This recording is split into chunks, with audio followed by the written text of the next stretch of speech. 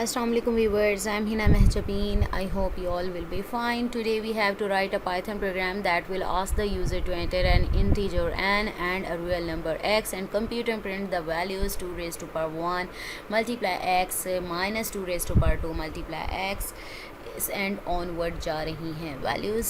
सो इसके लिए code right करना है और मैं आप लोगों को बता चुकी हूँ ऑलरेडी। मैं एनाकोंडा नेविगेटर में जुपिटर नोटबुक जो है बिल्ट इन एप्लीकेशन उसे लॉन्च करती हूँ और आप जो भी IDE यूज़ करना चाहें आप कर सकते हैं। इस टाइप का इंटरफेस ओपन होगा। न्यू में जाकर पाइथन को क्लिक करना है तो ये पेज ओपन होगा। यहाँ पर अपना कोड एडिट करना है आपने। यहाँ मैंने कोड राइट किया हुआ है ताकि टाइम बचाया जाए और आप लोगों को ज़्यादा से ज़्यादा समझाने की कोशिश की जाए।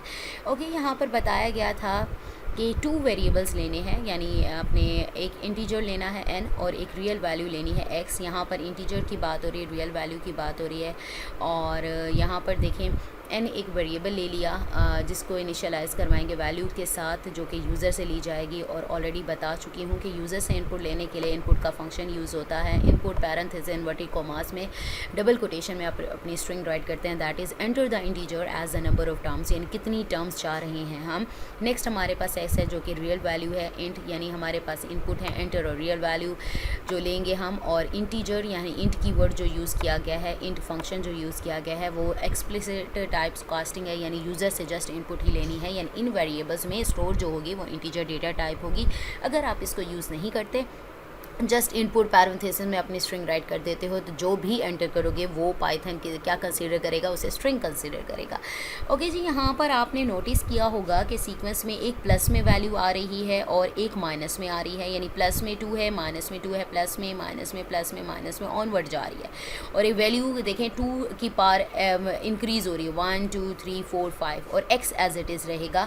तो यहाँ पर x कोई भी नंबर हो सकता है, ठीक है। तो यहाँ पर साइन मैंने लिया है, साइन एक वेरिएबल लिया है, उसको इनिशियलाइज़ करवाया है -1 से और टर्म मेरे पास है 1। और यहाँ पर 4i यानी आपने जो सेकंड जो हेडर है फॉर लूप का वो यूज़ किया है, क्योंकि मैंने 4 टाइप्स ऑफ हेडर्स आप लोगों को पढ़ाए थे फॉर लूप में, क्योंकि काउंट कंट्रोल्ड रेपिटेशन पढ़े हैं जिसमें हम फॉर लूप को डिस्कस कर रहे हैं, उसी की एग्जांपल्स की जा रही हैं। i हमारे पास वैल्यू है 1 से लेकर ऑनवर्ड यानी n-1 तक वेरी करती है ये वैल्यू इन रेंज का फॉर्मूला है। यहाँ पर स्टार्टिंग वैल्यू लिखी जाती है और n यानी आपकी जो टर्म्स हैं वो राइट की जाती हैं, यानी 1 से स्टार्ट करेगा और n+1। मैंने n और n+ में डिफरेंस आप लोगों को ऑलरेडी बताया था। जस्ट n लिखते तो वो टर्म क्या होती, n-1 टर्म तक होता है, यानी अगर मैंने 10 लिखा है तो 9 टर्म्स का आंसर आता। और अगर मैं n+1 लिखती हूँ तो 10th टर्म भी ऐड होगी, यानी 10 टर्म्स का ही आंसर आएगा 10 लिखूँगी तो यहाँ पर साइन क्या करना है आपने, जो भी साइन -1 को क्या है वैल्यू जो भी साइन में होगी उसको -1 से मल्टीप्लाई करना है। टर्म हमारे पास होगी 2 से मल्टीप्लाई होगी। यहाँ पर देखें 2 से मल्टीप्लाई हो रही है सारी टर्म्स। और यहाँ पर जो वैल्यू है वो x हमारे पास जो भी नंबर रियल नंबर एंटर करोगे मल्टीप्लाई टर्म का जो आंसर आएगा वो मल्टीप्लाई जो साइन का आंसर आएगा वो। और यहाँ पर प्रिंट का फंक्शन है, क्योंकि यहाँ पर रिकरेंस रिलेशन पढ़ रहे हैं और उसमें इनिशियल टर्म्स भी हमें गिवन है, इनिशियल टर्म गिवन है। देन हमने एक बेसिक रूल बना लिया है जिसको फॉलो करते हुए हम अपना जो सीक्वेंस है टर्म्स फाइंड करेंगे। नाउ लेट्स सी, यहाँ पर आपके पास an integer as the number of terms. Suppose करो मैं चाह रही हूँ यहाँ कितनी टर्म्स चाह रही हूँ, 1 2 3 4 5 टर्म्स चाह रही हूँ, तो यहाँ पर मैं 5 लिख देती हूँ, ठीक है। अब x enter a real value, यहाँ पर मैं बात कर रही हूँ 2 आपके पास गिवन है, x की जगह पर कुछ भी ले सकते हो। सपोज करो मैं 2 ले लेती हूँ, ठीक है। अब यहाँ पर देखें फर्स्ट टर्म इज़ 4 किस तरह से आएगा, साइन हमारे पास है -1 को -1 से मल्टीप्लाई करें, मेरे पास क्या आएगा +1, ठीक है। +1 आ गया। टर्म को 2 से मल्टीप्लाई करना है, टर्म मेरे पास क्या है 1 और 1 × 2 मेरे पास 2 आंसर आता है। अब x क्या है मेरे पास 2 मल्टीप्लाई टर्म का आंसर क्या आया 2 2 2 4 और साइन का आंसर क्या आया था +1, तो +1 क्या आ जाएगा मेरे पास 2 मेरे पास 4 हो जाएगा। यहाँ पर करके देखते हैं, ठीक है। यहाँ देखें कैलकुलेटर पर अगेन बता दूँ, x मेरे पास है 2 मल्टीप्लाई टर्म का आंसर निकालो, टर्म मेरे पास 1 × 2 क्या हो जाएगा 2 1 2, ठीक है। ये 2 था, टर्म का आंसर 2 आया, 2 2 4 मल्टीप्लाई साइन कर दो, साइन की वैल्यू तो -1 और -1 मल्टीप्लाई +1, यानी +1 से किया तो मेरे पास 4 आ गया। अब मेरे पास जो 4 आंसर आया है, अगेन इस 4 को मल्टीप्लाई करना है आपने किससे, यानी टर्म मेरे पास वैल्यू आ गई, एक्स मेरे पास क्या है 2 से, अगेन करके देखते हैं 2 मल्टीप्लाई टर्म मेरे पास क्या आ गई, सेकंड टर्म है मेरे पास और उसको मल्टीप्लाई करना है 2 से, 2 2 ज़ार क्या हो जाएगा 4 हो जाएगा, आंसर क्या आ गया मेरे पास 8। अब मल्टीप्लाई साइन करना है, ठीक है, साइन मेरे पास प्रीवियस आंसर आया था प्लस में, तो उस प्लस वाले को माइनस से 1 से मल्टीप्लाई करोगे तो ऑब्वियसली मेरे पास -8 आंसर आ जाएगा, ठीक है।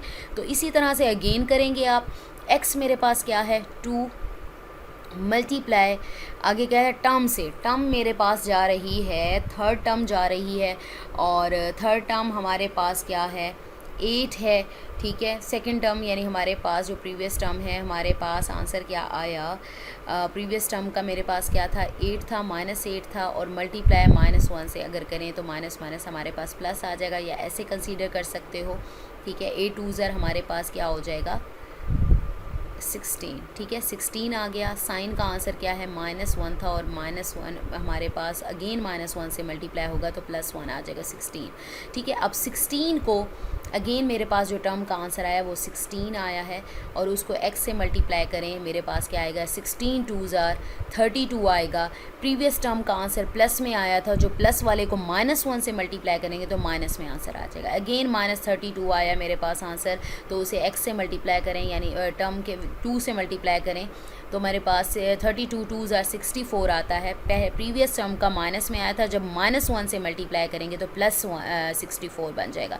सेम इसी तरह से आप टर्म्स का आंसर फाइंड कर सकते हो। अगर मैं इसको भी सॉल्व करूँ ना, सपोज करो मैंने x यहाँ पर क्या लिया है, x लिया है 2, ठीक है, तो आंसर निकालें 2 रेज़ टू पावर 1 है और ये x 2 है, 2 2 ज़ार 4, देखो मेरे पास आंसर क्या आया है 4 आया, ठीक है। सेकंड टर्म देखते हैं, -2 2 ज़ार 4 यानी -4 मल्टीप्लाई 2 क्या हो जाएगा -8 आ जाएगा। ये देखो टर्म का आंसर भी -8 आया। इसी तरह से अब क्या आएगा 2 की रेज़ टू पावर 8 करें, 2 2 ज़ार 4 4 2 ज़ार 8 और x मैंने क्या लिया हुआ है 2, 8 2 ज़ार 16, देखो प्लस का 16 आया मेरे पास, ये देख लो, ठीक है। तो इसी तरह से -2 की रेज़ टू पावर 4, 2 को 4 टाइम्स मल्टीप्लाई करें, यहाँ पर मैं आप लोगों को कैलकुलेटर पर दिखा देती हूँ। 2 रेज़ टू पावर 4 मेरे पास आता है 16 और हमारे पास 2 रेज़ टू पावर 4 किया है ना, -16 मल्टीप्लाई 2 मेरे पास क्या होता है 16 2 ज़ार क्या होता है 32 और मेरे पास आंसर आ गया -32, ठीक है।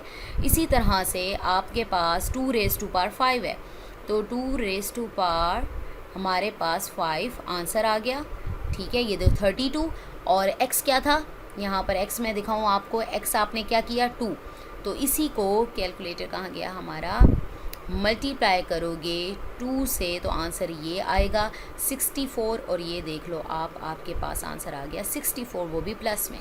पता चल गया किस तरह से ये सीक्वेंस जा रहा है, सीरीज़ जा रही है। So we have completed our today's program here. मुझे अपनी दुआओं में याद रखिएगा, अपना ख्याल रखिएगा, टेक केयर, अल्लाह हाफिज़।